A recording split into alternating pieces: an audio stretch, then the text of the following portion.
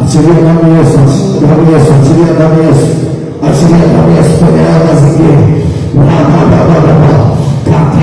Mpaka uone kwenye ulimwengu wa roho yamebadilika, mpaka uone kwenye ule ulimwengu wa roho yamebadilika. Katika jina la Yesu Kristo wa Nazareti, ninaondoa hiyo giza kwenye njia yako, ninaondoa hiyo giza kwenye njia yako, kwenye ulimwengu wako. Katika jina la Yesu, ewe giza, ewe giza, ondoka kwa damu ya Yesu. Katika jina la Yesu, ninaondoa ulimwengu na pasada na pakabali rekebelia rikandalaba. Katika jina la Yesu, na damu ya Yesu, kila usiku ninaondoa kwenye njia yako. Katika jina la Yesu Kristo, nikatembea kwa usiku, nikatembea kwa usiku, nikatembea kwa usiku. Tena siku ya leo repeteke na tokosokepa.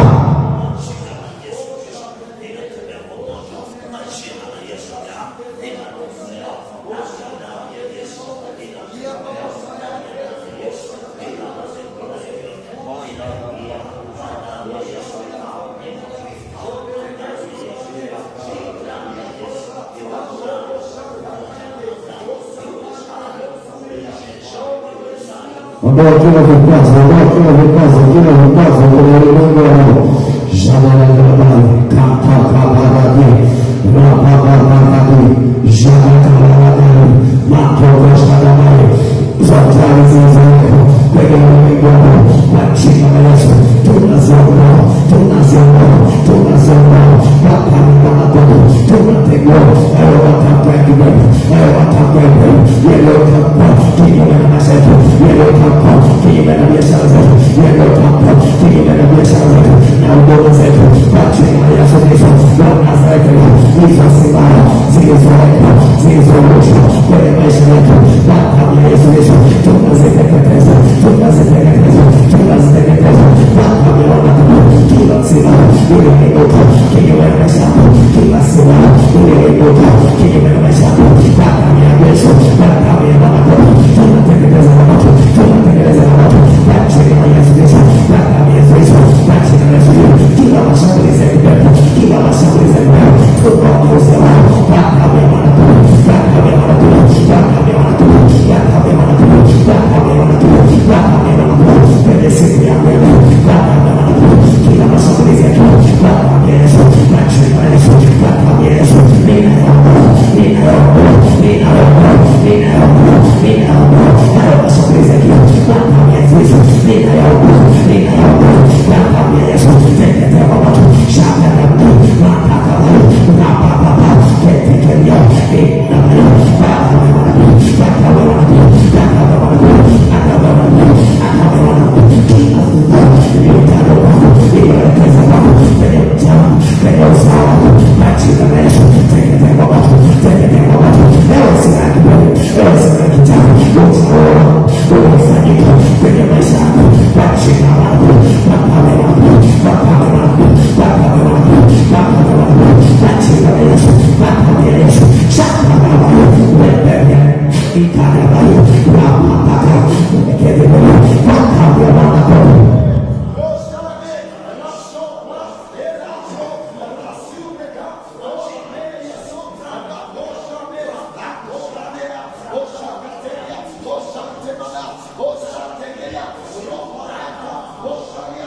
Ondoa kila kizuizi, ondoa kila kizuizi, ondoa kila kizuizi. Jababababali, rapababababa, katakabali, rapashadalo, sitazuiwa, sitazuiwa. Ninaondoa kila kizuizi kwenye njia yako, ninaondoa kila kizuizi kwenye wangu, kwenye wangu, kwenye roho yako, ninaondoa kila mashambulizi kwenye Yesu, kila kizuizi, kila kizuizi, kila kizuizi, kwa jina la Yesu Kristo, kwenye Yesu Kristo, kila kizuizi kwenye njia yako, kila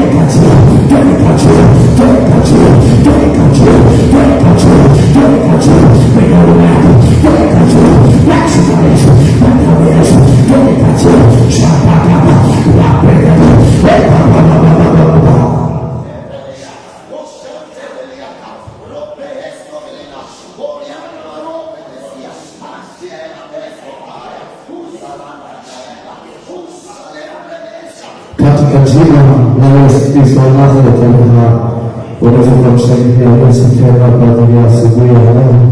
Mpe Yesu makofi na utukufu mazito na shangwe. Haleluya, haleluya.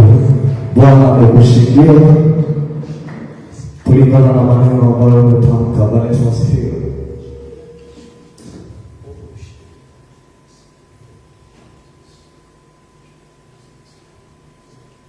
Naweza kusogea kwenye kiti chako cha miujiza wakati mtumishi wa Mungu anaingia madhabahu kwa ajili ya leo, lakini leo tutatuingiza tena kwenye maombi siku ya leo.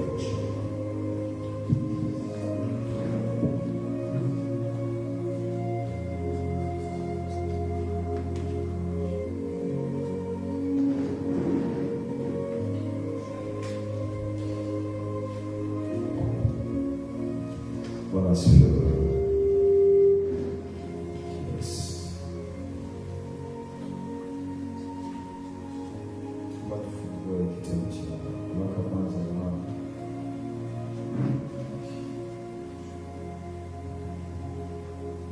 Waraka kwanza wa Yohana sura ya 3 mstari wa 7 mpaka mstari wa 9. Maandiko yanasema, mstari wa 7, watoto wadogo, mtu na asiwadanganye. Atendaye haki yu na haki kama yeye alivyo na haki. Atendaye dhambi ni wa Ibilisi, kwa kuwa Ibilisi hutenda dhambi tangu mwanzo. Au anasema kwa kusudi hili mwana wa Mungu alidhihirishwa ili azivunje kazi za Ibilisi. Bwana anajifunza kwa habari ya kuvunja madhabahu za giza na kujenga madhabahu ya Bwana. Kuvunja madhabahu za giza na kujenga madhabahu ya Bwana.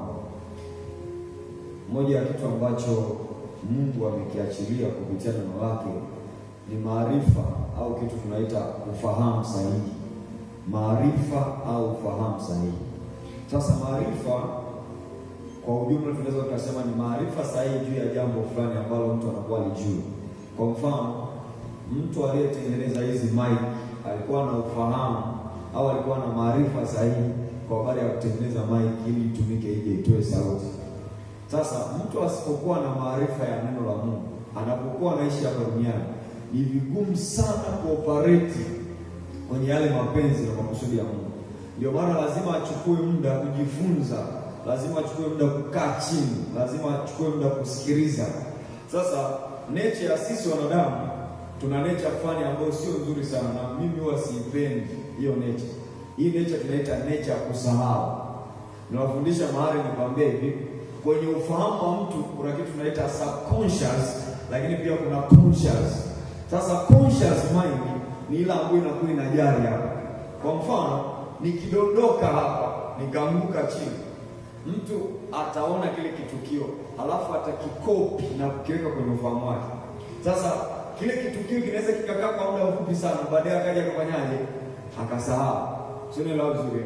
Lakini kuna matukio ambayo yakitokea kwenye ufahamu hayaondoki, kwenye akili hayaondoki. Sasa subconscious ni upande wa ufahamu wa mtu ambao unarekodi matukio ambayo yanapita tu. Kwa mfano, jana inawezekana ulikula, lakini tukikuuliza ulikula nini umesahau. Kwa nini? Kwa sababu hicho kitu hakitunzwi kwenye ufahamu. Lakini kuna ufahamu ambao unaitwa subconscious. Hii subconscious ndio sehemu ambayo maarifa yote ambayo ni mazuri na vitu ambavyo ni vizuri vinapaswa kutunzwa. Sasa nature ya mwanadamu ni kwamba huwa hatunzi hivyo vitu, huwa haweki hayo mambo ambayo ni mazuri. Kwa mfano, tukikuuliza maandiko ambayo umeweka kwenye ufahamu wako ni machache, unakumbuka. Kwa nini? Kwa sababu kuna vitu ambavyo sio vya muhimu, badala ya kuviweka kwenye conscious mind, unaviweka kwenye subconscious. Alafu huko sasa, badala ya kuweka vitu ambavyo ni vizuri, unaweka vitu vibaya. Kwa sababu hiyo, maisha yako yanabaki yale yale ya kawaida. Vitu vyako unavyofanya vinabaki vile vile vya kawaida. Sasa nature hii, by the way, inabidi vikatae. Uanze kuhifadhi vitu ambavyo ni vya muhimu. Sasa kwa sababu hiyo, watu tuna tabia kusahau, tuna tabia kuingiza mambo ambayo sio sahihi. tunajikuta hatuna mfumo mzima, hatuna ufahamu mzuri kwa habari ya neno la Mungu. Ndio maana tukikuuliza hata somo la Jumapili ukumbuki, tukiuliza hata umejifunza nini kuanzia au jana ukumbuki. Kwa nini? Kwa sababu unaona ni vitu ambavyo ni vya kawaida. Sasa sikiliza, Yesu alipokuja, aliposema kule kwenye ile waraka kwanza Yohana tuliposoma pale sura 3, alikuwa anazungumza kwamba nilikuja ili nizivunje kazi za nani? Za Ibilisi. Sasa watu wengi kwenye hili eneo la kuvunja madhabahu za giza na kujenga madhabahu ya Mungu huwa wanafeli. Kwa nini? Kwa sababu ya maarifa. Sasa ngoja nikuonyeshe mfano mmoja kwenye kitabu cha Ufunuo. Twende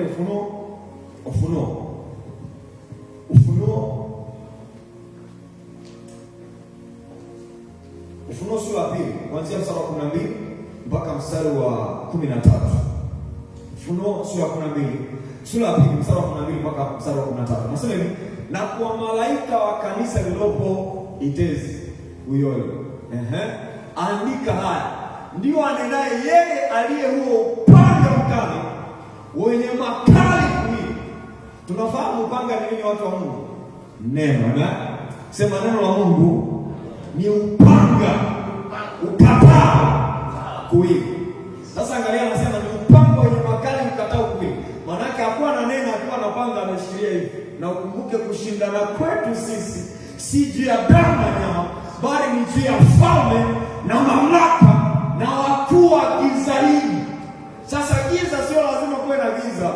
Nisikilize vizuri, ndio maana kuna hata usiku tunatembea.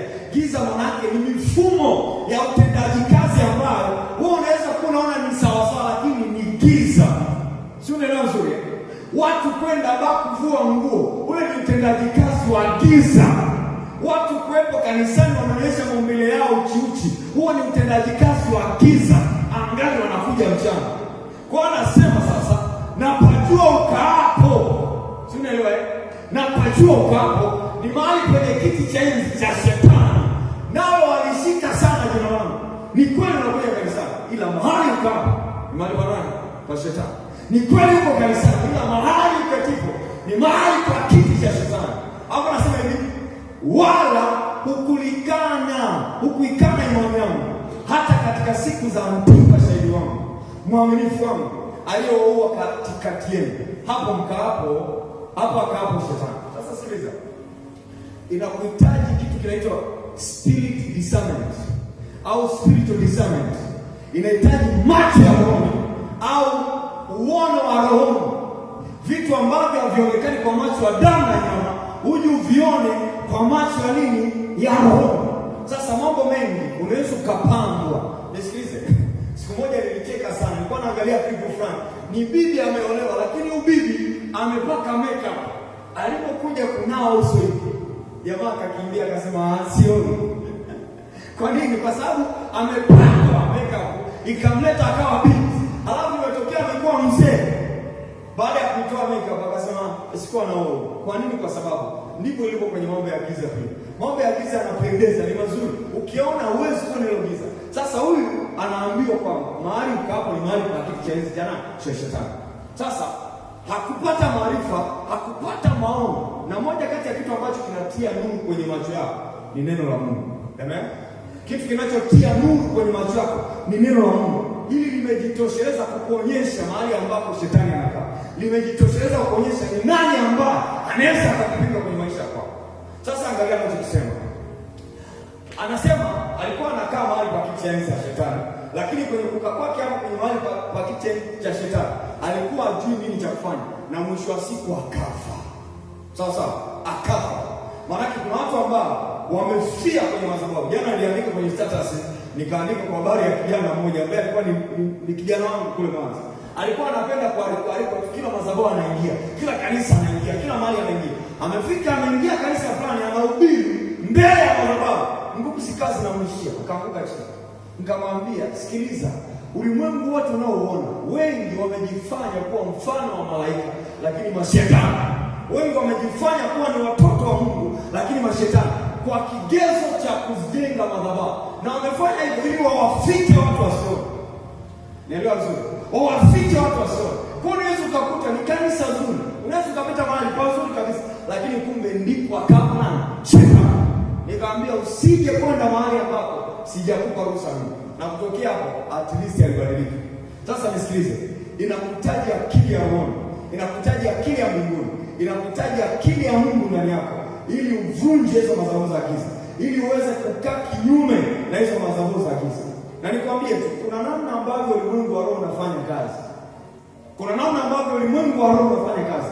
Bila pia kujua namna ambavyo unafanya kazi, itakushangaza sana. Nitapita juu tu kwa sababu ya muda ili kukuonyesha. Sasa unahitaji ufahamu sahihi. Unahitaji maarifa sahihi. Unahitaji nguvu sahihi. Nisikilize, kuna watu walikaribia kufa. Anakuja anaokolewa mwishoni kabisa, anapumlia milija kwa sababu aliingia mahali ambako hapaswi kuingia. Alifanya vitu ambavyo hapaswi kufanya, lakini pia bila ufahamu sahihi wa neno la Mungu. Sasa angalia hapo kwenye kitabu cha Mithali sura ya 2. Sura ya 2. Tuanzie tu mstari wa kwanza. Mithali sura ya 2 mstari wa kwanza. Lakini pia utaandika Mithali 25 na mstari wa 2. Mithali anasema hivi: mwanangu, kama ukiyakubali maneno yangu na kuyaweka akiba maagizo yangu. Mstari wa 2. Kama ukiyakubali maneno yangu na kuyaweka akiba maagizo yangu, hata ukatega sikio lako kusikia hekima, ukauelekeza moyo wako upate kufahamu. Maanake bila ufahamu sahihi, bila maarifa sahihi ya Mungu, utakuwa unapiga matai, utakuwa unatengeneza matai. Na Mungu alikuwa ananiambia wakati tunaomba hapo kwamba ni njia tatu tu zinafanana. Hizi njia tatu zinafanana. Mtu anayeomba, yaani tunaweza tukakaa kwenye hizo nafasi tatu, kila mmoja akakaa katika haya mambo matatu, alafu tukatoka na vitu vikubwa au tukatoka na vitu sawa sawa. Sikiliza vizuri. Mtu anayeomba, mtu anayefikiri na mtu anayesoma neno, hawa watu watatu wakikaa sehemu wanafanya kitu kimoja. Unaelewa vizuri? Kwa sababu kila eneo lina nguvu. Ile siku sikumalizia somo langu la kufikiri kwa sababu ya muda, lakini moja kati ya kitu kizuri ambacho tunapaswa kuwa nacho kila siku ni kukaa muda mwingi kwenye kulitafakari neno la Mungu. Na neno la Mungu jinsi lilivyo, unapokuwa unalisoma na kulitafakari, ile nguvu iliyoko ndani yake inahamia kwako. Kwa hiyo kuna baadhi ya vifungo kwa sababu ya kufikiri na kutafakari hilo neno, vitakuwa vinakatika vyenyewe. Utatoka huko huru, ghafla unapata nguvu. Lakini sasa sisi tunapoteza muda, tunatumia muda kwenye vitu ambavyo havifai. You stay TikTok, unakaa TikTok masaa yote. Unakaa kwenye vichekesho muda wote. Unakaa kupiga soga na marafiki zako muda wote. Hauna muda na neno. Hata tukikwambia shika mic omba unasema mtumishi. Mtumishi nini? Husomi neno. Mtu mwenye neno anakuwa mwombaji automatically. Mtu mwenye neno anakuwa mtu ambaye ni mwenye nguvu roho yake. Hawezi kuogopa chochote because of the word of God inside him. Sasa angalia kwenye hiyo Mithali 25 mstari wa 2 anachosema. Hapo tunaangalia kwa habari ya Mungu wa ufahamu. Mithali 25 mstari wa 2 anasema hivi, ni utukufu wa Mungu kuficha nini? Sikiliza, mfalme yoyote apendaji mambo yake yavumbuliwe. Lakini Mungu anasema hivi, bali ni utukufu wa mfalme kuchunguza jambo. Unajua nini Mungu alimfundisha kupitia mstari? Chochote unachokijua ni mfalme juu yake. Sio, unaelewa vizuri? Mtu aliyejifunza kwa habari ya utajiri na mali, akaanza kutafuta mali kupitia kilimo, mifugo, sijui akatajirika. Huyo anakuwa mfalme wa utajiri. Alafu yeye ambaye ni mjinga, hauna maarifa kwa habari ya mali na utajiri, unaendelea kubaki kwa mtumwa. Maandiko yanasema hivi, Mithali 22 mstari wa 7, anasema tajiri mtaona maskini, naye akopaye ni mtumwa wa kukopesha. Kwa hiyo ni kawaida kuwa mtumwa. Ukitaka kuwa mtu huru, jaza maarifa sahihi ya neno la Mungu. Jaza maarifa sahihi ya neno la Mungu. Jaza maarifa sahihi ya neno la Mungu. Yohana 17:17 anasema hivi, watakase na hiyo kweli. Neno lako ndio kweli. Lakini pia Yohana 8:12 anasema mtaifahamu kweli, nao kweli itaweka huru. Kwa hiyo kwenye kuficha jambo Mungu anaficha, lakini anayechunguza jambo anakuwa mfalme kwenye hilo jambo. Ndio maana hata huduma inahitaji maarifa. Hatuwezi kukua bila maarifa ya ukuaji. Hatuwezi kukua bila kufahamu namna ya kukuza kanisa. Tuko pamoja? So lazima tujae package za maarifa. Tujae maarifa sahihi. Kwa hiyo asiye na ufahamu juu ya kuvunja madhabahu, akienda kwenye madhabahu lazima zimvunje. Badala ya kuzivunja zinamvunja. Sio, unaelewa? Akienda kuvunja madhabahu za giza zinamvunja. Mnasikia hapa Pastor Beli kila siku anatuambia habari, nilikuwa mimi fulani tena jana niliteka sawa, anasema yaani kuna muda Mungu ni kama hachelewi. Unasema au nirudi huko nimlipe, si ndio? Nirudi huko ambako anajibu haraka. Nisikilize vizuri. Usipokuwa na maarifa, utoboi. Nilikwambia juzi, usipotoboa unafanyaje? Unatobolewa. So be careful. Kana neno. Tafuta siri za Mungu. Muda mwingi, nisikilize, hakuna asiye na muda. Kila mtu ana muda. Ila tu tunajifanya, bwana, ubize mwingi wapi? Una muda wa kutosha kufanya vitu vya muhimu. Una muda wa kutosha kufanya mambo ya muhimu. Kwa hiyo tafuta siri, mwambie jirani yako tafuta siri. Kumbukumbu la Torati 29:29. Anasema mambo ya siri ya Bwana, lakini yale yaliyofunuliwa ni ya kwetu sisi na watoto wetu. Yaani uzao mtakao uzao mimi, kuanzia wanangu, lakini pia watoto wa kiroho. Sawa eh? Lazima wawe kama mimi. Haiwezekani mtu akapata pote. Kwa nini? Kwa sababu nimebeba siri kwa ajili ya uzao wangu. Tuweke hiyo Kumbukumbu la Torati 29:29. Waisome tu watumishi wa Bwana. Nitakapokuwa nataja maandiko unayaweka tu. Anasema mambo ya asili ni nani? Ni ya Bwana Mungu wetu. Lakini mambo yaliyofunuliwa ni yetu sisi na watoto wetu milele. Nisikilize, kumbe ukipata siri kutoka kwa Mungu inakaa na wewe milele. Hawezi kuiondoa mtu. Halafu pia anasema ili tuyafanye maneno yote ya nini? Ya sheria. Kwa hiyo ili utende kazi ukamilishe, lazima uwe na siri. So kubali kukaa na neno, kubali kubeba siri za Mungu. Sasa iko hivi, kwenye uvunjaji wa madhabahu kuna taratibu zake. Sasa tunaanza na sifa ya mvunja madhabahu za giza. Kwa sababu tunavunja madhabahu za giza, lakini pia tunajenga madhabahu ya nani? Ya Mungu. Sasa nisikilize vizuri. Hizi sifa ukizielewa vizuri, hautakaa maisha ya kuogopa mchawi. Mungu akupe neema kutokuogopa katika jina la Yesu. Maandiko yanasema hivi, nayo nuru yang'aa gizani, wala giza halikuiweza. Kwa hiyo yoyote wa giza kwenye maisha yako hatakuweza katika jina la Yesu. Yoyote anayekaa gizani usiku hatakuweza wewe uliye nuruni kwa Yesu katika jina la Yesu. Maandiko yanasema Bwana ni uvuli wangu, mwamba wangu, mwamba wa wokovu wangu. Nobody will shake me. Kwa kuwa niko ndani ya mwamba, mimi ni mwamba imara pia. Keliska bila handos kabala. Elewa vizuri. Sasa sikiliza vizuri. Ukiwa unafahamu haya, hautaogopa madhabahu za giza za kwako, na hazitakuzuia tena. Iwe ni kwenye huduma, hazitakuzuia tena. Nilikuwa namsikiliza mtumishi wa Mungu mmoja akasema hivi, kila kitu unachokiona hapa duniani kinamilikiwa. Hata kiwanja hapa kinamilikiwa. Ngoja nikupe ushuhuda. Siku moja nilikuwa na mtumishi wa Mungu mmoja hapa, nimemchukua tunaomba muda fulani. Tukiwa tunaomba mahali ambapo watu wanacheza mpira kabisa. Naelewa? Mahali ambapo watu wanacheza mpira, iko nguzo imechomeka. Sasa niulize, ile nguzo ni nini? Ni mtu mlinzi wa eneo analinda ili eneo lisichukuliwe. Ndio maana kuna baadhi hata viwanja unaenda kununua unaambiwa hiki hakiuzi. Ila hamna mtu ambaye amejenga toka mwaka 1999 mpaka leo 2026. Hakuna aliyejenga. Unakuta tu pagala, kumbe kuna shughuli za giza zinaendelea. Sasa nenda kakae wewe. Na kuna nyumba ambazo zimejengwa kwa ajili ya kuhifadhia vitu vyao. Mtu anakaa kwenye mjengo.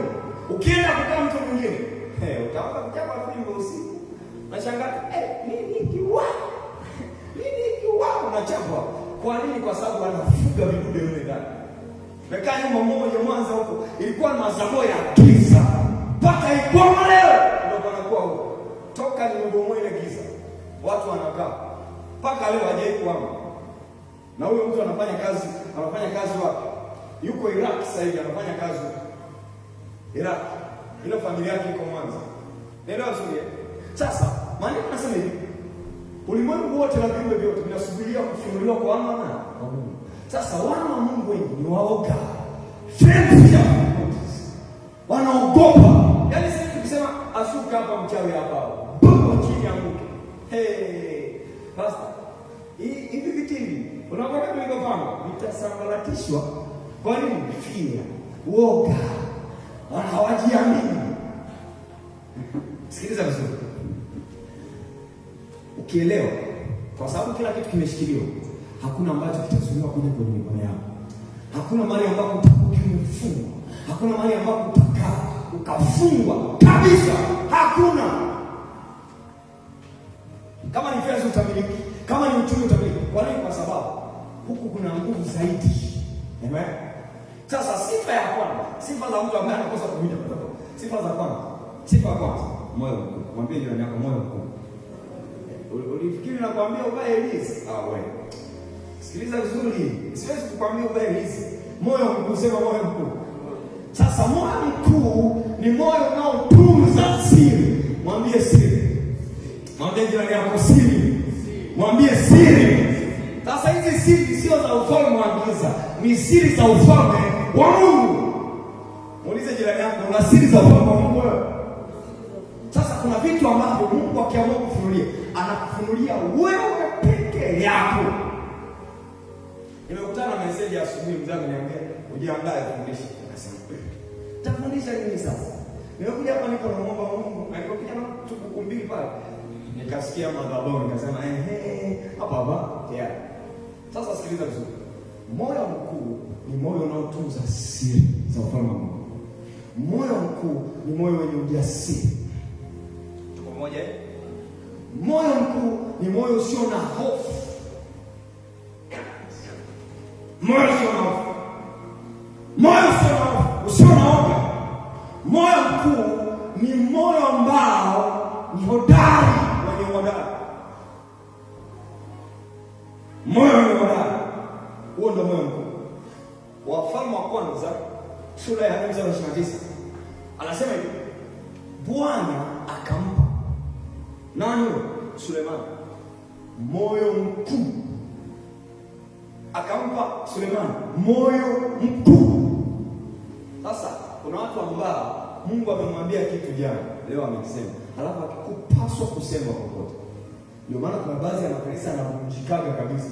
Kwa nini? Kwa sababu juzi tulisikia ushuhuda wa mtu aliyekuwa anajiita kiboko ya wachawi. Sasa kiboko ya wachawi alikuja kivingine.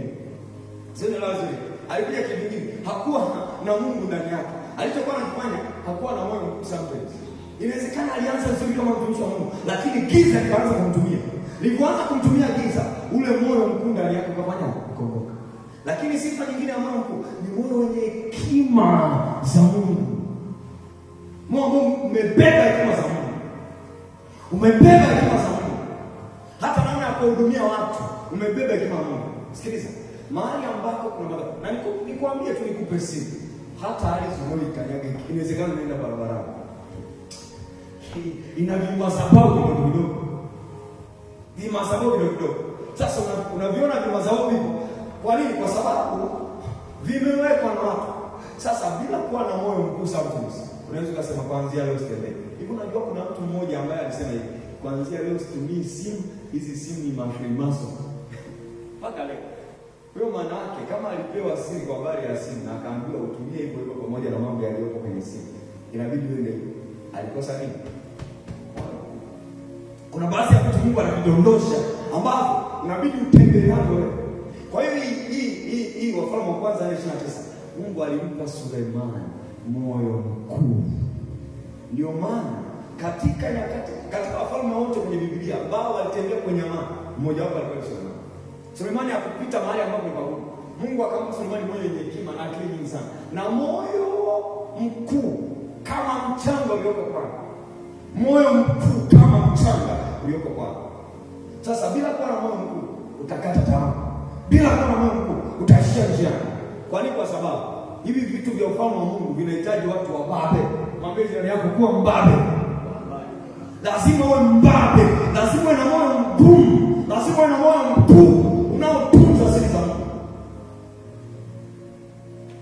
Mungu anakuja anakuambia toka usiku saa 7 kaombe barabarani utembee.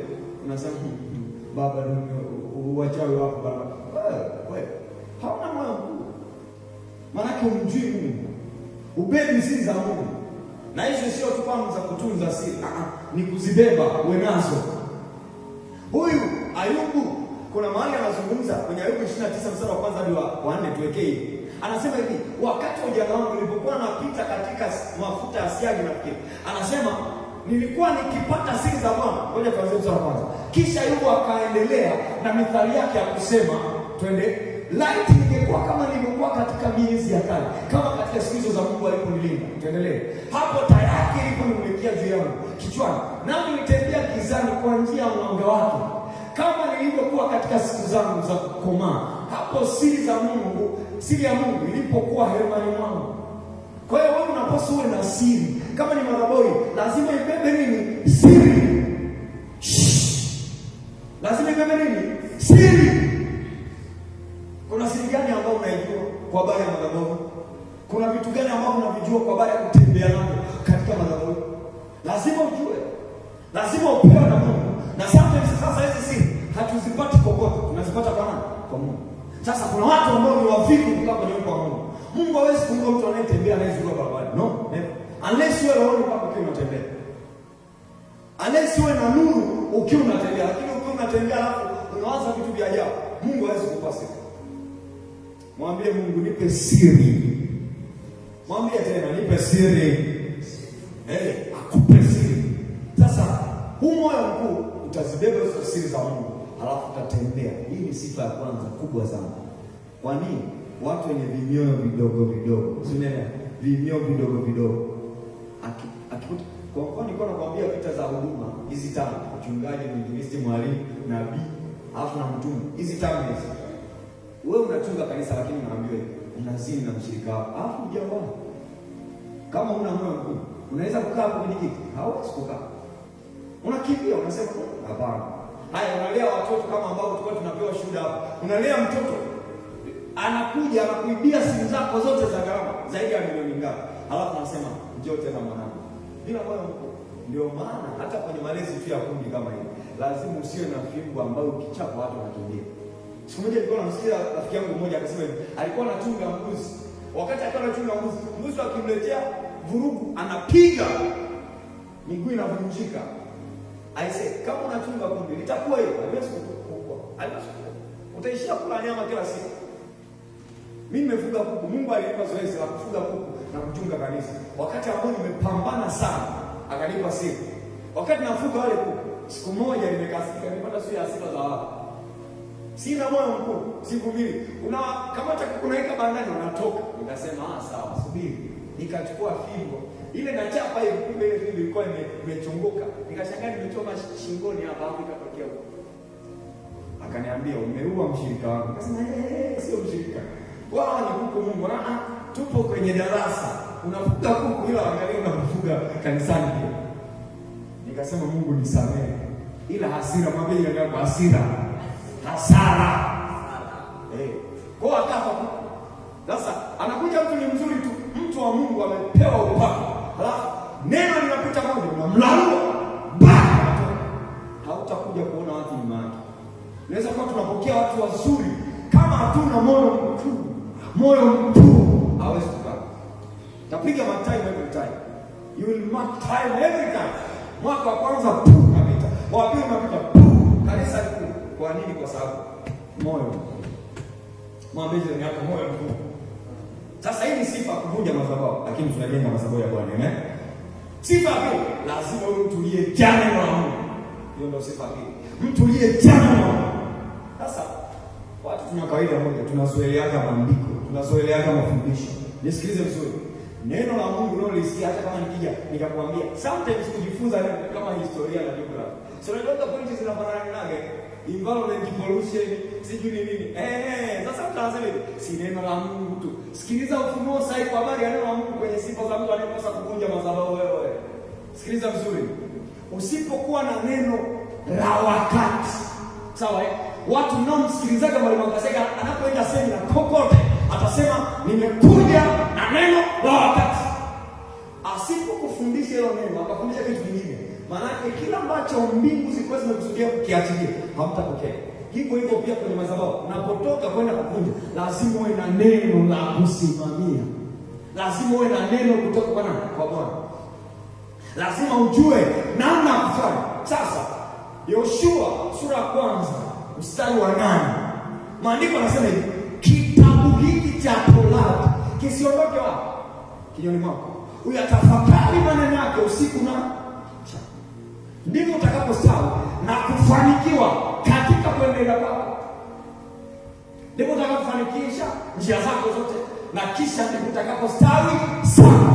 Kwa hiyo ili ufanikiwe kuvunja hiyo madhabahu ya giza, lazima uwe na neno kutoka kwa Bwana. Sawa, hivi ni wapi? Hawakai na Bwana. Nisikilize. I told you one day nikiwa hapa, nikasema hivi, kuna neno kutoka kwa Bwana, lakini pia kuna neno la nani? La Bwana. Hili lililoandikwa tunalosoma kwenye skrini zetu nzuri hapa, hili ni neno la nani? La Bwana. Lakini kuna neno kutoka kwa Bwana ambalo linapaswa livuviwe wakati ukiwa kwenye uwepo wake. Umekaa mahali huko, rakesa pelia pazoda empakusia kapia palina satara, hapo unasikia sauti inakwambia, mwanangu, wewe ni shujaa. Halafu naenda kwenye neno, Daudi aliambiwa hivyo, wewe ni shujaa. Halafu Yeshua pia aliambiwa wewe ni shujaa. Samsoni aliambiwa pia wewe ni shujaa. Halafu Roho Mtakatifu anakuambia wewe ni Samsoni wa kizazi hiki. Unasema hao, unaanza kuuliza, anakuelekeza tena, una kazi unapaswa ifanye kupitia ile neno tulilotoka kwa Bwana. Tunaelewa sasa ili neno la Bwana, kila mmoja anapewa neno lake. Ndio maana kwenye issue ya message mimi sigombani na mtu. Labda kama tu bado ni mchanga kwenye namna ya kufundisha, atakuelekeza. Ila siwezi kugombana, nataka nifundishe kama fulani. No! I have my assignment. I have the word of God. Kwa neno linakupa kazi, kwa meja yako neno linakupa kazi. Neno linakupa kazi, neno linakupa assignment ya kufanya. So wengi hatukai na neno, ndio maana hatuna kazi za kufanya kwenye ufalme wa mbinguni. Utafuteni kwanza ufalme wa Mungu na haki yake. Bali mimi utafuteni kwanza ufalme wa Mungu na haki yake, na haya mengine yote utafanya utazidishwa. Ufalme wa Mungu unapatikana katika neno. Sasa wengi ni wavivu kukaa katika neno. I've been telling you every day. Nilikuwa nakwambia kasi kwa nimesoma Mwanzo mpaka Ufunuo. Kwa hiyo Bwana haimpi shida pia hata kulipa siri kupitia neno lake. Kwa nini? Kwa sababu kuna maandiko ya kutosha. Kuna neno la kutosha ndani yake. Na maandiko yanasema kila neno lenye pumzi ya Mungu lafaa kwa nini? Kwa kufundisha na kuonya na kuwajenga ili muwe imara mpaka Kristo atakaporudi. Sasa uimara Mkristo ni neno la Mungu. Wewe ulishakalika andiko kamoja kutoka Sunday school. Mwanangu, wenye zangu wakikushawishi usikubali. Mpaka leo unako hapo hapo. Kamstari moja kuni. Hapo ni kwa watoto wachanga. Mwambie jirani yako kuwa. Baba wanapenda kusema usiwe mtoto. Mwambie jirani yako usiwe mtoto. Kuwa katika neno. Sio naelewa. Kuwa katika maarifa neno la Mungu. Sasa listen. Kila mmoja alipewa neno kabla kwenda kuvunja madhabahu. Naomba nikuonyeshe watu watatu kwenye Biblia. Wa kwanza anaitwa Yohana Mbatizaji.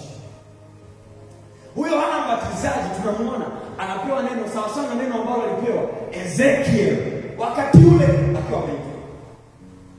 Sio kazi za kila mmoja, lakini Bwana anasema hivi, ninatafuta mtu huyu mmoja. Inawezekana ukateki charge ya hiki kitu tunachokufundisha, ukaanza kumtumikia Bwana kwa kusimama kinyume na kila utendaji wa nguvu za giza kwenye maeneo.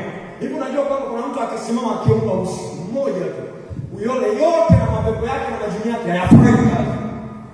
Just a simple person. Mtu mmoja aliyepewa uwezo na neno la Bwana. Sema napokea hiyo nguvu katika jina la Yesu. Napokea neno katika jina la Yesu. Neno la Yesu. Sasa Ezekiel sura pili ule mstari wa 9. Ule mstari wa 9 na wa 10. Maandiko yanasema hivi. Ezekiel sura pili mstari wa 9 na 10. Hapa anazungumza anasema hivi. Wakati huo neno la Bwana lilimjia Ezekiel. Lilikuja katika nini? Nami nilipotazama mkono ulinyooshwa kunielekea. Na tazama gombo la chuo lilikuwa ndani yake. Hizi moment mimi wanazitamani sana. Yaani moment za kukaa, alafu namsikia Bwana anakuja kufanya kitu kwako kakubwa ambapo utatembea nako miaka na miaka. So one thing God has confirmed for me. Kwamba wewe roga. Utarogwa, plus utarogwa na mimi. Roga, utarogwa na mimi. Bwana akikasirika na kutafuna mzima. Pay us over time. Kwa nini? Because God has said that word to me. Nobody is lucky. Hakuna atakayeondoa. Nobody. That's the word of God. Sasa angalia anachopewa hapo. Mtumishi wa Mungu alikuwa amepewa neno. Amepewa neno. Kwa habari ya watu. Haya, Yona anataka kwenda Ninawi. Alipewa nini? Neno pia. Neno linalokahubiri. Sasa sikiliza vizuri. Alipewa gombo la chuo lilikuwa ndani yake. Angalia mstari wa 10, twende mstari wa 10. Anasema akalikunjua mbele yangu. Nalo lilikuwa limeandikwa ndani nje. Ndani yake alikuwa ameandikwa maombolezo. Angalia ujumbe anaopewa. Ndio maana mhubiri wa injili yote usiame kwenye ujumbe wako. Mtumishi wa Mungu hapa alimwambia mtumishi wa Mungu aliyekuwa akamwambia kwamba umepewa ujumbe mzuri. Huo ujumbe mzuri Bwana amekupa. Huo ujumbe hapo kwa message hapo. Ni kwamba alikuwa Mungu wakati unafanya kama anasema I give you this.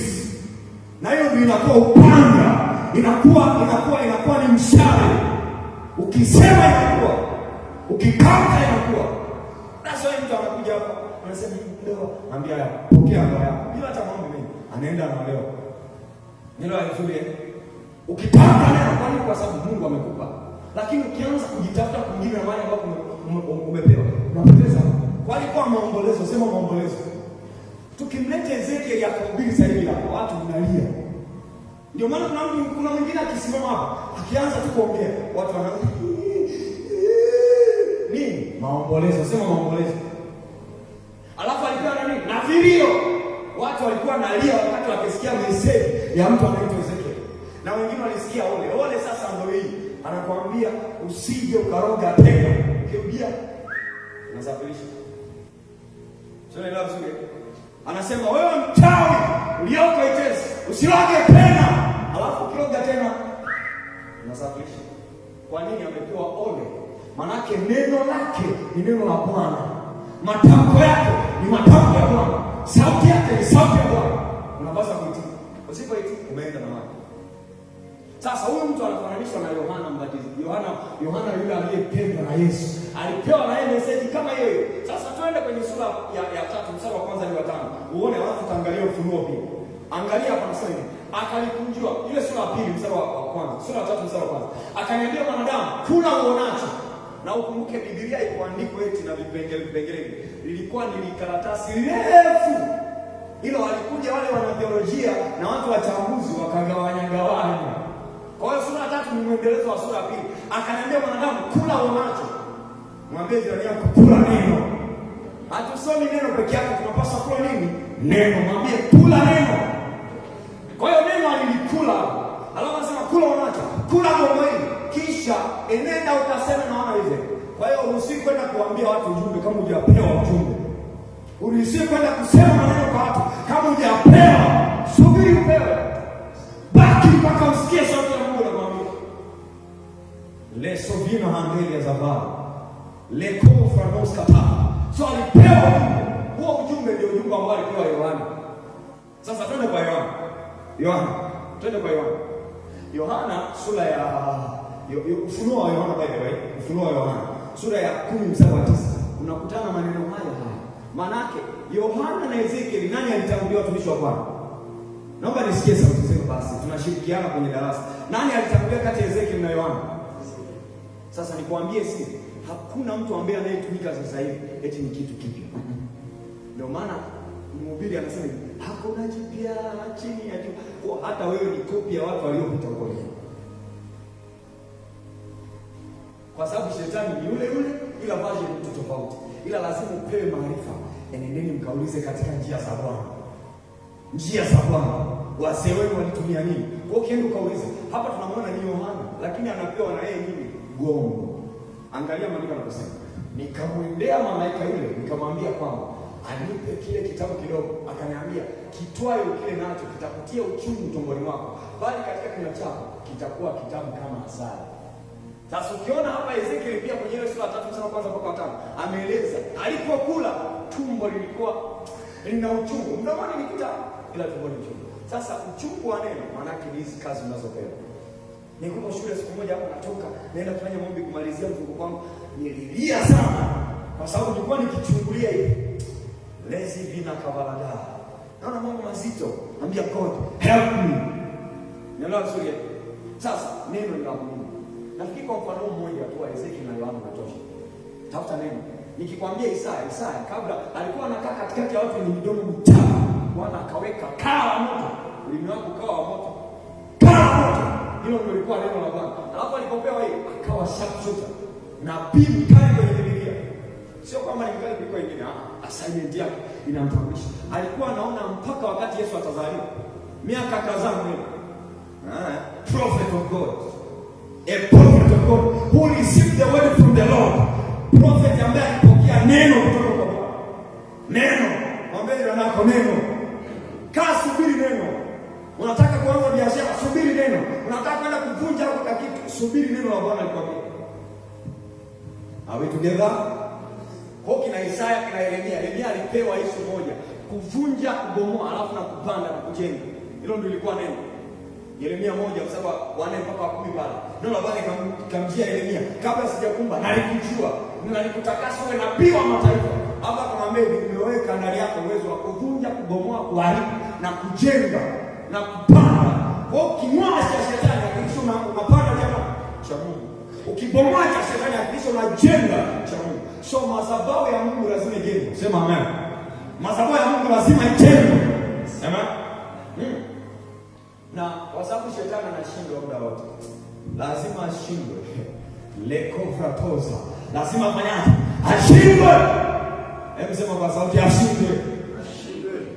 Unatamka kimasiara. Hebu sema kwa sauti, ashindwe. Ashindwe. Lazima apigwe. Sema lazima apigwe. Apigwe. Lazima. Nikutana msemo mmoja. Mwambie jirani yako, fyeka. Neno hili hapa, fyeka. Unafyeka wewe, piga na ushetani, fyeka, unafyeka. Neno la Bwana. Siri ya tatu ni upako maalum, sema upako maalum. The special anointing. Hii ndio siri ya tatu. Upako maalum. Nataka kuanza biashara, Baba nipe upako maalum. Nataka kuanza kazi, Baba nipe upako maalum. Kaongea na mada mmoja kipindi hicho. Niko pale Mwanza, anakuja mchungaji, yaani pale usini, nikamwambia nini? Kiti cha enzi nini? Of course alikuwa ajua hata kiti cha enzi, alikuwa anazungumza kiti cha master wake. Kina manyoya na ilizi.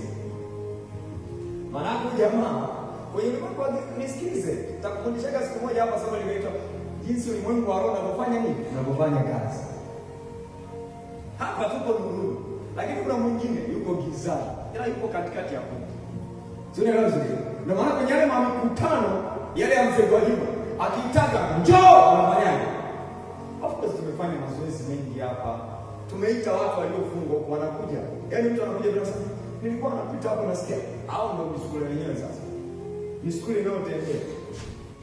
Ila anashangaa kwa neno la mtumishi wake anavutwa anakuja kanisani. Wamefungwa hapo gizani. Sasa kuna ulimwengu wa roho gizani na kuna ulimwengu wa roho wapi? Nuru. Hizi zinafanya kazi kama hivi. Sikiliza. Tatoa mfano. Kuna mstari mwembamba sana kati ya giza na nuru. Watu tunafundishwa kwa masomo yale ya naona shetani anakutenda kwa akili. Ndio kile kumwambia asikutende kwa akili. Huyu jamaa akikutenda kwa akili, yaani unaletea unaona mkate, lakini kumbe ni mavi ya panzi. Utajua ameyatafutia wapi? Si ndio ulimwengu wa roho unafanya kazi? Unaona mkate, kumbe mavi ya panzi mzee. Napewa. Sikiliza, kuna mtu anayekula chakula, akameza nzi. Hapo nzi akaanza kufanya shughuli zake. Hebu jiulize, nzi ya afu tumboni na joto lote la tumboni. Anakula nzi. Chezea wewe. Sasa hapo kama una maandiko hata mkila kitu cha kuambisha, hakitazuri kabisa. Kinakuzuri ghafla tunapoona.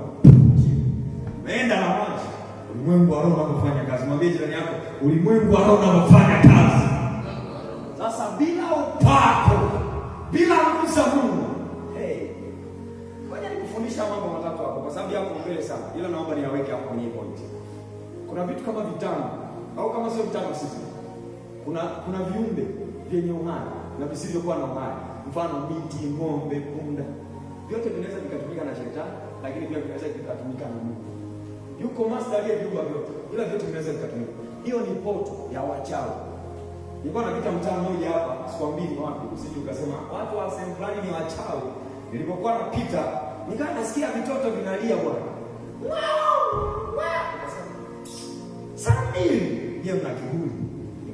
Nikachukua jiwe nikalitamkia rusha huko, kimya, kanyamaza. Sasa viumbe kama paka, mbwa, vyote vinatumika na wachawi. Amengatwa na mbwa, amekuwa kichaa, aling'atwa na msukule ambao ulishafanywa kuwa Mungu, akawa kichaa kama msukule wenyewe. Sio ndio sasa? Ulimwengu ambao unafanya kazi. Unamwona mtu ni mtu, lakini alishatumwa kutoka kuzimu. Niliwaambia mfano mmoja hapa. Kuna mama mmoja South Africa akataka kwenda kumchezea mtumishi wa Mungu. Anapotaka kwenda kumchezea mtumishi wa Mungu, ghafla akawa mzee. Jana nikaweka status nikasema pole bibi, alafu nikacheka. Kalikuwa kanajificha. Kanakuja kalemo kabisa. Kanamtikia kasema lala nako. Ulimwengu wa giza unatumia mbegu kama product za kuendeleza uchawi wao. Na moja kati ya siri ambayo inafanya madhabahu ziendelee kufanya kazi za giza ni sadaka. Siku moja nilikwambia watu wengi wamekunywa damu za mbuzi hapa bila kujua. Na hata kwenye mabucha unaenda kununua nyama huko, mnakula vitu vya ajabu. Kula vitu vya ajabu. Unakula nyama sana leo tamu. Wamekuwekea na decoration huko ndani ili uelewe vizuri. Huko dunia ambayo ishachafuka. Nakulaga muda mwingine paja la mama mmoja wa miaka 60 wamemchinja huko kwa paja bara hapo na kula. Nasema leo tamu. Subiri uone. Poto. Kwa hiyo kuna hizo mambo zinaitwa viumbe, lakini pia kuna vioo. Unafundishwa nenda kama kwenye kioo. Nimegoogle juzi. Sasa mimi Mungu alikuwa ananifundisha kabidi ni Google. Nilipokuwa natafuta kwenye wale watu wa AI pia nao wanagoma, wanasema hivi, matumizi ya kioo kwa mtu aliyokoka sio kitu kizuri. Juzi tu hapa sijapost kwenye status kwa sababu mambo mengine ukipost anasema huyu kaanza. Sijaanza. Najifunza, mwambie jirani yako najifunza. Haya, unashika kioo unaanza kutamka. Unasafiri kwenda wapi? Neno la Bwana limesema, neno la Mungu ndio kioo chako. Jitazame wewe utajiona. Sawa? Hiyo kwa ajili ya papa small. Hata anayeniambia shika kianza kujitamkia. Hebu ngoja nikuulize. Hebu sinzia macho yako. Sinzia. Unashinda kujiona sura yako ilivyo nzuri. Unashinda kujiona ulivyoumbwa kwa mfano na sura ya Mungu. Unashinda kujiona, hapo unaanza kushika kioo sasa majaribio. Sema rebuke the devil. Of course ni vizuri, ndio maana tunajitazama, unarekebisha kope, sio vibaya. Kwa matumizi kama hayo, safi. Ila ukianza tu kwenda upande wa pili. Sasa mchawi atumie kioo na utumie kioo. Nani kati yenu hapo ni mtu sawa? Wote ni wachawi. Mimi naweka pote ya tiki na huko tiki. Which pote ya kioo. Lakini kitu kingine ambacho ni poto ni damu. Nenda kwenye machinjio yote wanaochinja. Bado utakutana mambo ya ajabu. Giza kabisa. Wameshaweka vituo kwa sababu wanataka damu. Kuna maroho yao yapo tu yanataka damu. Maroho haya ya giza. Ndio maana kuna muda unaona gari limepata ajali, watu wote hapo, nisikilize vizuri. Kuna ajali zingine zikitokea utasikia tu taarifa habari. Hawataki wajue. Kuna ajali zikitokea kadhaa kwenye nchi, kwenye machimbo fulani, lakini pia barabarani wanatangaza idadi ndogo ili wasijulikane watu waliochukuliwa. Mambo ya giza, ulimwengu wa roho unafanya kazi. Ndio sio? Haya, kuna poto nyingine inaitwa maji. Maji ni poto. Ndio maana ukiyatumia maji vizuri kwa neno la Bwana, yanafanya kazi. Pepo mchafu mtokapo mto, pita sehemu nini? Wewe mwagie maji tu mtu mwenye pepo, lazima usitoke. Kwa sababu maji yana nguvu ya asili ya Mungu. Aliweka ndani yake. Kwa nini mapepo akaweka kwenye maji? Yesu aliyalazimisha ili akanaswe huko yaende kuzimu. Kwa nini? Kwa sababu kwenye ulimwengu wa roho maji yanatumiwa na wachawi kwenda kuzimu, na maji haya ya Mungu anaweza kuyatumia kufanya vitu vizuri. Yesu anasafiri, anaenda mahali, upepo wa mbisho ukaja ili kumzuia kwenda kufungua mtu. Tulifundishwa hapa. Pepo wa mbisho kumzuia. Walitumia nini? Maji. Sema maji. Kuli natengenezwa sehemu weka watu wa damu na nyama wote, ile ni ulimwengu wa roho unafanya kazi. Sasa angalia, upako ndio utakao kurescue nayo mambo yote. Sasa kazi kubwa ya upako wa Mungu juu yako ni kukulinda. Yaani mtu anaweza akaja hata akakulamba sikio. Amejilamba. Mwambie jirani yako atajilamba. Anaweza akafanya vitu kwa namna hiyo. Kwa hiyo nakuonyesha jinsi upako utakavyokulinda. Sasa upako Yesu alimwambia wanafunzi wake zaidi ya mara 3. Zaidi ya mara 4. Maandiko yanasema hivi. Luka 9:1-2. akawaita wale kunashaka, akawapa uwezo na mamlaka. Na nikwambie kwa habari ya kanisa la Mungu na uvunjaji wa madhabahu iko hivi. Watu wengi wamebaki kwenye level mbili za kutoa pepo na kukemea wakuu wa giza, ila hawajawahi kudili na falme na mamlaka. Ukidili na falme na mamlaka, mfano tukiamua tuombe hata siku 3 kabla hapa, tumekesha kanisani tunaomba, Baba, tunamuondoa mfalme wa gaivu, tunaiondoa mamlaka ya gaivu, tunaondoa mtu aliyekaa hapo anayezuia kanisa la Bwana kukua. Tukimuondoa siku 3 anaondoka, halafu anawakia wote waliokuwa wamefungwa mtani. Utaona watu wakiwa na Mungu, watu wamefeka. Kuna maombi fulani tulikuwa tunaomba hapa mazuri sana, wanakuja walimu, wanakuja wainjilisti, wanakuja wachungaji, because of what you prayed for, kwa sababu ya ulichokiomba. Na unakuja kuomba mambo ya ajabu, unapata hayo ya ajabu. Lazima uwe na akili. Sema upako, sema upako. Kwa upako na kuelekti, na Mungu hawezi kukupa upako bila kazi. Upako wote ukija juu ya maisha yako unakuja na kazi maalum. Mwambie jirani yako kazi maalum, kazi maalum. Kwa lazima upako ukija uje na kazi maalum. Jambo la kufunga na kuomba. Niko namalizia. Jambo la kufunga na kuomba. Wakristo wengi ni wavivu kufunga na kuomba. Sasa nikufundisha siku moja kasema, kama mchawi anafunga, wewe ni nani sasa? Wewe ni nani sasa? Naona nimeokoka. Tena unaweza kuwa unakimbia kama zile nyimbo anakimbiaga baba. Nimeokoka mimi naitaje jina. Umeokoka wapi? Ufungu. Nilisikia sentensi moja kutoka kwa rafiki yangu Pastor Obi akasema hivi, if you want power, die. Sasa sio kufa ufe, kuzika, kufa mwili wako. Kuna mtu mwili unakwambia kula. Ikifika saa 6 njaa yote ya uyole imehamia tumboni mwako na unasema niko kwenye mfungo. Unaenda unafungua na supu. Unasema makongolo sawa, utakuwa makongolo rafiki yangu. Funga, mwambie jirani yako funga. Tunafundisha hivi ili kukuuzi kuchokonoa. Mimi nimekutana na baba hapa muda mrefu. Toka nimekutana naye. Anakuambia leo naenda ofisini. Sikutaka. Na hapo akitoka anakuja dukani na wachungulia hivi sho anarudi. Akienda mahali sho anarudi. Nyumbani kubadilisha nguo sho anarudi. Siku 3 huko ndani. Haya wewe nasema nitakuwa bosi yule hizi watanielewa. Hapo ufungi rafiki yangu. Utafuti siri za Mungu. Hizo madhabahu za giza zitangukaje? Hazitaanguka. Fast and what? Pray. Kufunga kufanyaje watu wa Mungu? Kuomba. Mimi kwa ushuhuda tu nikuuliza hapa mtu wa Mungu. Ushawahi kukesha hata siku moja ukiwa unanong'ona na Bwana? Ushawahi kukesha? Yaani saa 12 mpaka saa 12. Ushawahi kufanya hivyo? Hamna. Sasa hivi namkamata mkuu wa anga, atakukamata. Na wakamata wafao, watakukamata. Tunaelewa kwa nini? Kwa sababu you don't have power. Hauna nguvu. Na moja kati ya kitu ambacho tunafanya na maombi, maombi na upako na vitu hivi vyote. Ni kwa sababu Mungu anataka sasa uendelee kuwa mkubwa rohoni. Uendelee kuwa jasusi la mbinguni. Uendelee kuwa mtu hatari. Ufunge na kuomba. Bwana anakupitisha siri zake mbaya. Musa, nakupa mfano mmoja. Musa alifunga siku 40 za kwanza. Mungu akasema hivi, umefunga lakini umefunga vibaya. Umevunja mbao zangu. Rudi jimboni. Akarudi mlimani kuomba tena siku 40 zingine. Kwa jumla alifunga siku 80. Sasa hakuna hata siku moja ambayo ushasema baba nakuja na hizi 3 zangu kwa kufunga. Tena mfano mfungo ukitangazaga kuna watu wanaona kabisa kazi zetu. Sisi nani ataenda kufanya biashara? Unaona? Baba alikuwa anasema kuna susa. Acha sisi tufunge. Usisuse kufunga. Kufunga ndio uhai wa maisha yako. Kuomba ndio uhai wa maisha yako. Unataka kwenda kuivunja kwa sababu kufunga. Sawa? Haya. Kwa hiyo adui atakachofanya ni kukuzuia kufunga na kuomba. Matendo ya Mitume 13 mstari wa kwanza na wa pili na wa tatu. Anasema alipokuwa akifunga akimwomba Mungu, Roho Mtakatifu alifanya akisema nao. Kwa kwenye kufunga kwako utapata maelekezo, Mungu atakupa nini cha kufanya. Sasa watu wengi hawafanyi hayo. Hawafanyi. Anza kufanya leo. Anza kupenda leo.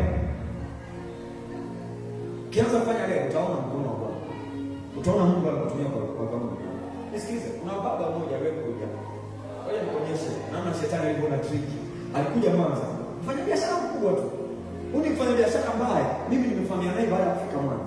Sasa wakati nakutana naye kwa mtu mzuri, anatoa sadaka vizuri, anafanya vitu vyote vya kiroho vizuri. Imefika wakati akaacha kumuomba Mungu, akaacha kufunga, akaanza collaborate na watu wa gizani, wakaanza kufanya biashara kigiza. Nilikuwa naomba kwa habari ya mama mmoja ambaye alikuwa anasubiri fedha zake, alikuwa anasubiri fedha ili hizo fedha kutoka kule PSSF kule kwenye mifuko ya akiba ile ya ruzuku zao zile, aliletewa hizo pesa kwa sababu alistaafu, nafikiri za NSSF sio PSSF, kwa sababu vikundi viko vingi. Akaja akazipata zile hela. Yule mama kabla hajaja, yule baba tulikuwa tunaongea naye. Mimi hapo sijagundua kama ashabadilika. Alikuja siku moja, anakuja kusikia anasema hivi, "Pasta, nilikuwa naomba lakini niliacha." Angalia, alishakuwa mchawi. Yule mama alimtapeli milioni hizi mpaka leo. Milioni hizi mpaka leo. Milioni 3 hajakukodesha. Sasa mtu anakuja kwa mimi, "Nikopeshe." Unamkopesha, anaenda kumbe wa gizani na anaharibu uchumi wako mpaka. Angalia pesa zake zilivyoharibika mama. Alikuwa zaidi ya milioni 11. Hawakutoa zaka, hawakutoa nini, kikaja kikatokea pesa zote zikaisha. Mpaka leo hakuna hela yoyote iliyobaki. Maana zilipochukuliwa na giza zikaenda kutumika gizani. Na Mungu alikuwa ananiambia hakuna mchawi tajiri. Ndio maana wengine wanakufa vibaya kwa maajali ya ajabu. Kwa nini? Kwa sababu hawakuwa watu. Kwa angefunga na kuomba, angeendelea kufunga na kuomba, maisha yake yangebadilika. Kwa hiyo kuwa mtu wa ibada, hii ni pointi ya 5. Kuwa mtu wa ibada. Sasa ibada inafanyaga mambo mawili. Hii pointi ya 5.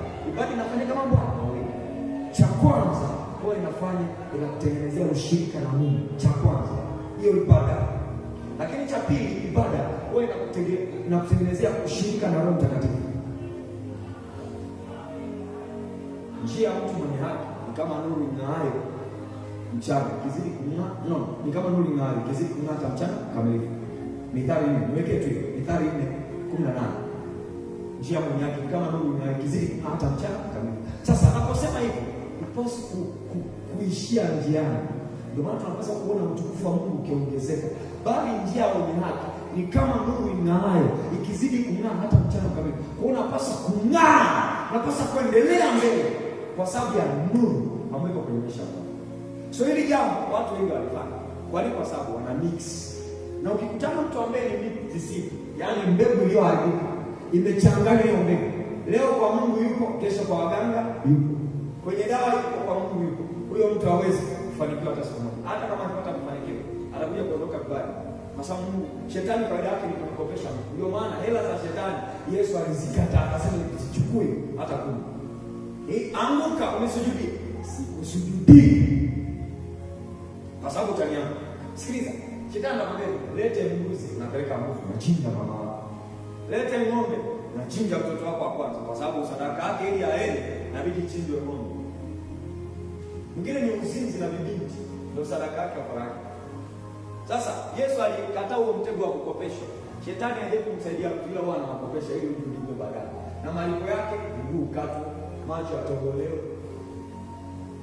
utoe mbegu zako usizae miaka yote. Jana namsikiliza mchungaji mmoja akawa anasema kuna mtu alimpigia simu, ni mganga huko, yaani alishajiingiza kwenye mambo ya uganga, anakuambia mikono ndio unayotumia kuchukua hela.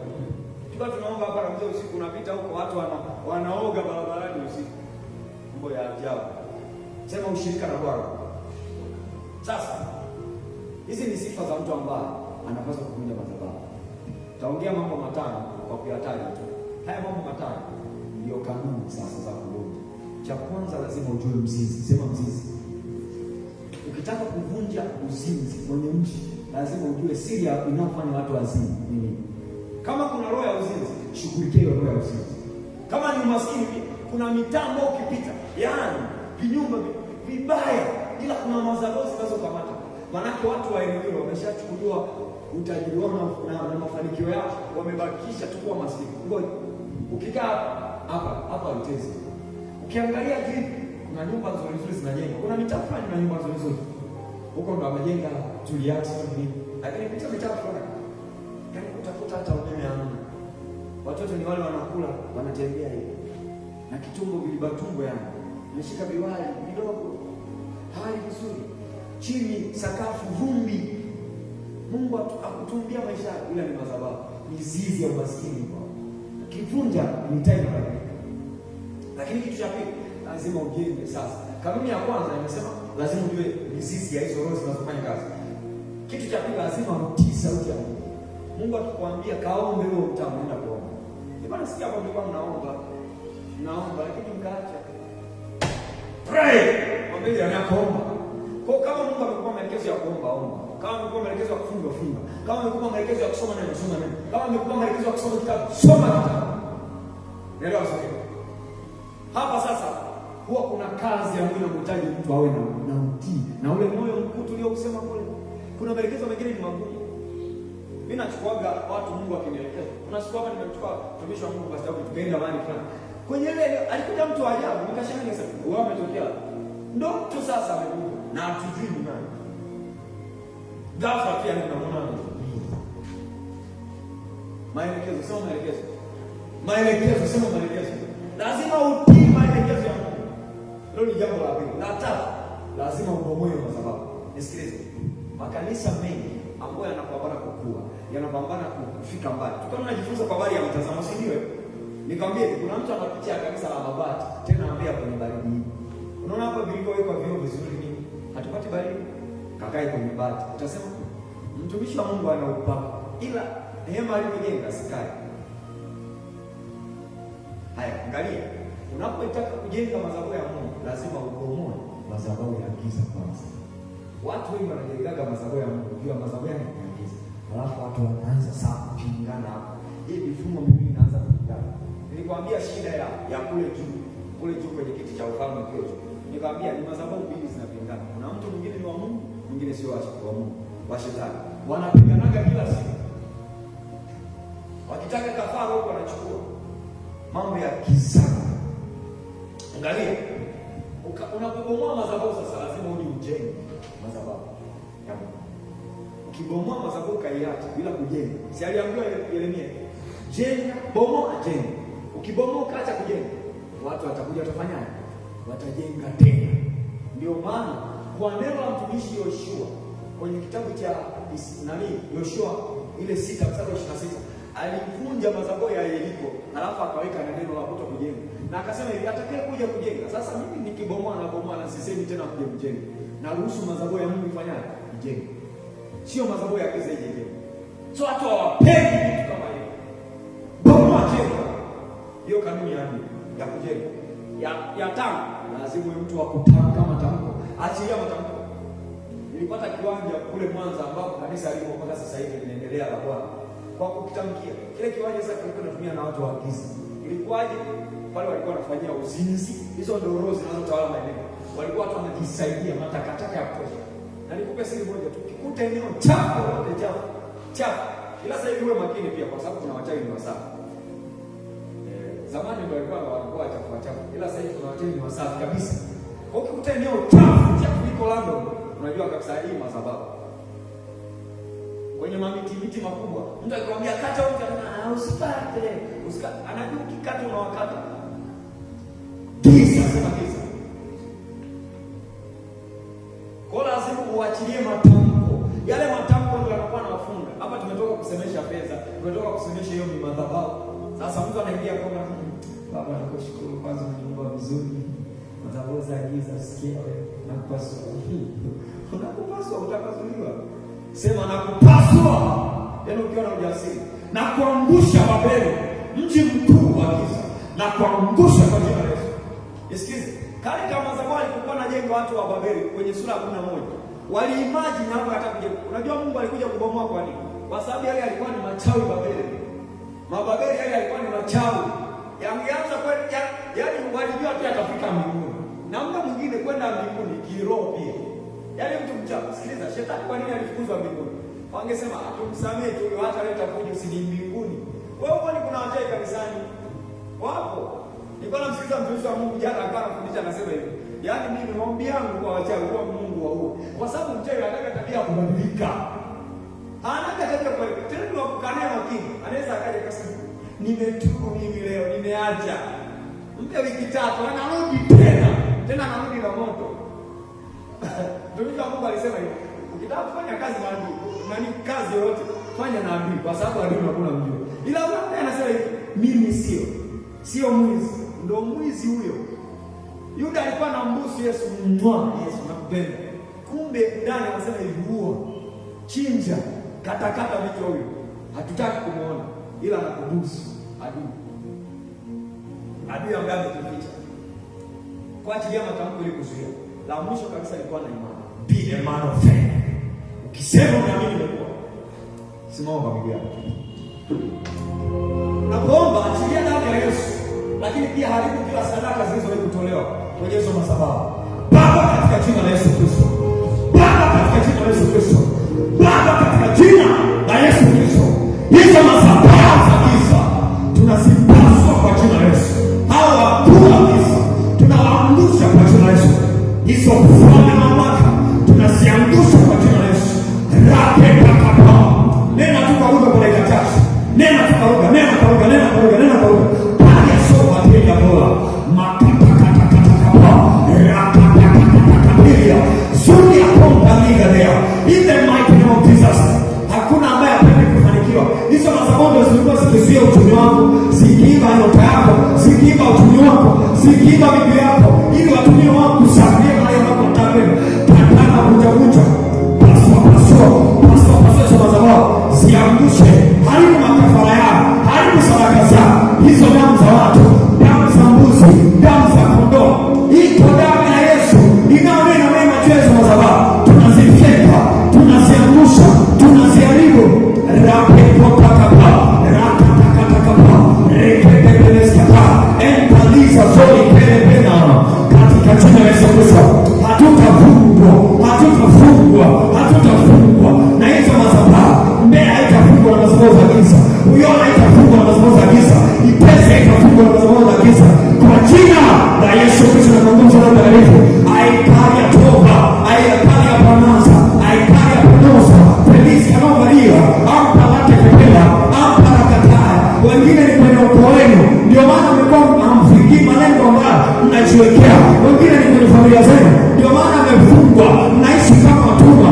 Mwambie Baba, natoka kwenye utumwa ndoa, natoka kwenye utumwa kiuchumi, natoka kwenye kila aina ya utumwa kwa jina la Yesu Kristo, kwa jina la Yesu Kristo, kwa jina la Yesu Kristo. Madhabahu zote zilizofanya kazi nyuma huko kwenye maisha yangu, kwenye ukoo wangu, ninaziangusha.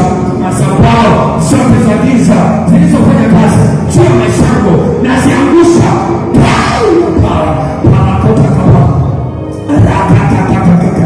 Fungua tu mwanangu, naomba kwa ujasiri. Fungua mwanangu, naomba kwa ujasiri.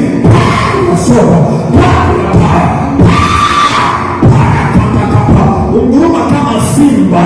Taka maneno kwa ujasiri. Mwambie Baba, ninavunja. Ni mimi uliyenichagua kama Ezekiel. Ni mimi uliyenichagua kama Yohana. Ni mimi uliyenichagua kama mtumishi wako Samsoni. Ni mimi uliyenichagua kama mtumishi wako Gideoni. Ni mimi uliyenichagua kama mtumishi wako Yoshua. Ni mimi uliyenichagua kama Danieli. Sije uzoma mabele. Ni mimi uliyenichagua. Aliyemekota balanasa. Elekene peneska taa. Tolisa nao bategia balanasa. In the mighty name of Jesus. Kanyaga wapesi. Kanyaga wanaokuzia. Jifungue miguu yako. Upige hatua. Jifungue miguu yako upige hatua. Utapiga hatua leo. Tunaenda viwango vipya. Hatuwezi kwenda viwango vipya bila kuangusha kila mazuio. Kuna watu mmekea mipaka kwenye huduma zenu. Mmekea mipaka kwenye huduma zenu. Kalista pora. Manderika kakapa. Rakapakapakata. Pelista nova hande. Shakatakapalata. Repekekeleskata. Kalista nova handeya. Mama shanga raba. Atia kwa matambo kwa legezi chache. Tunazo dakika 5 tu. Repeleka ya pala. Atia matamko. Ukiweza kunena kwa lugha wewe nena kwa lugha tu. Nena kwa lugha tu.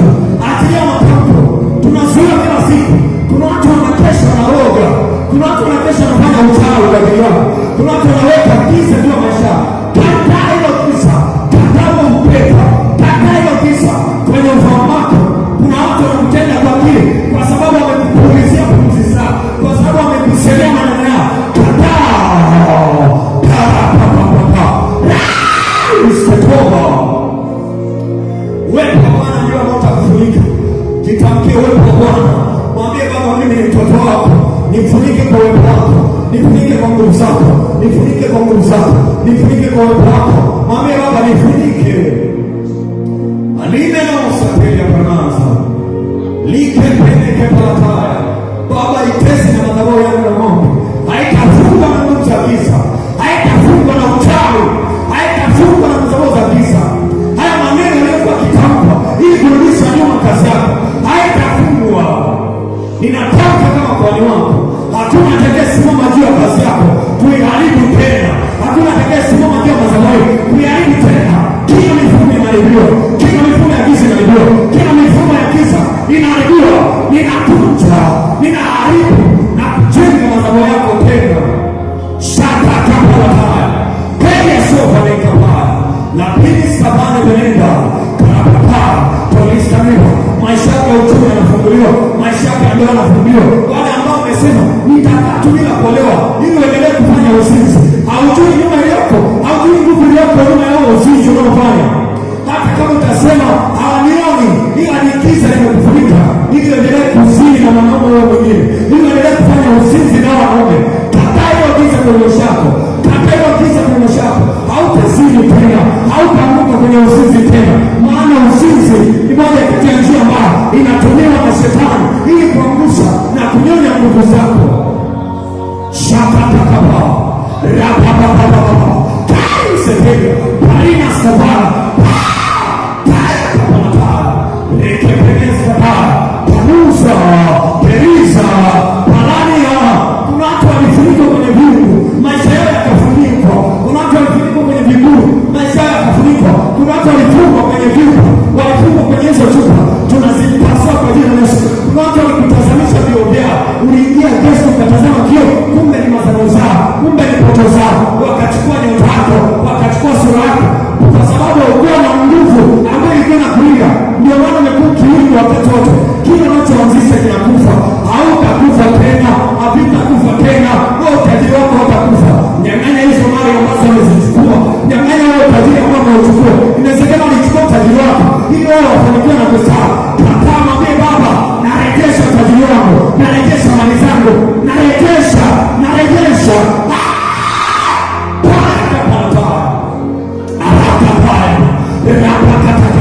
hili ni neno la Bwana kwa ajili yako madhabahu ya neno na maombi, ni neno kwa ajili yako mtumishi wako alikapolapea, ni neno kwa ajili ya mtumishi wako Bwana.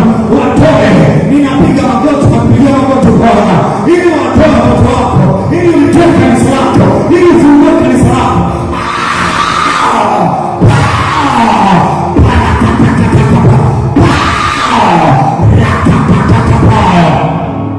Sateria manazo kwa Pelisa kaya Pelisa Paliye kwemba mida.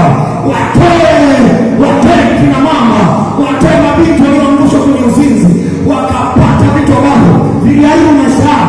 Watoe watu ambao walifungwa katika madhabahu hizo za giza. Kataa utumwa, kataa kutumikishwa, kataa kwenye Mungu wa roho. Wamekutenga kwa akili yao juu, hawatasimama mbele yako kuangusha, hawatasimama kupinga tena.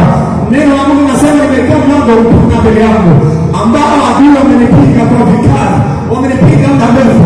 Paulo anasema bariki beleleskata, anasema nimekuwa mlango mpana, lakini watu wengi waliokuwa wanampinga hautapigwa tena. Kataa kupigwa, kataa kuchukuliwa nyota zako, kataa kuchukuliwa kibali chako. Kataa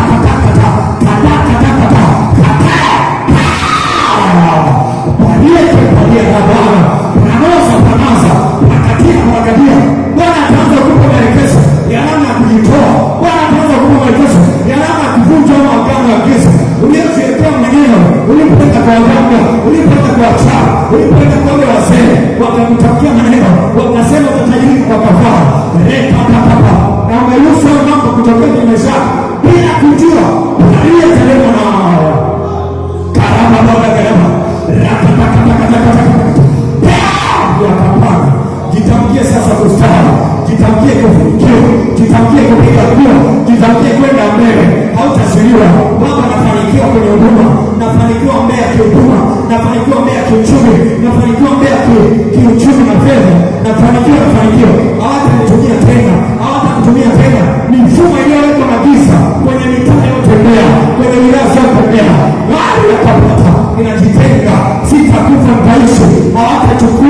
uhai wangu, hawataua maisha yangu. Neno lako utanilinda, utanipa hekima. Rikapakapakata, watatumia njia zao zote. Riekepelekepeleka ramamasande pereneskata, in the mighty name of Jesus. Rapapatakapa shanakatakapata. Baba, tukiendelea kuwepo weponi mwako, lakini tunakushukuru kwa ajili ya asubuhi ya leo. Asante kwa ajili ya neema ambayo umeliandaa kwetu na limetujenga kutupa hatua. Tunalitamkia mafanikio kanisa lako, tunaitamkia mafanikio madhabahu yako. Watu hawatarudi nyuma tena, hawataangushwa tena, hawatapungua tena mali yako, katika jina la Yesu Kristo na kwa nguvu zako takatifu. Pigie Bwana makofi mengi ya shangwe.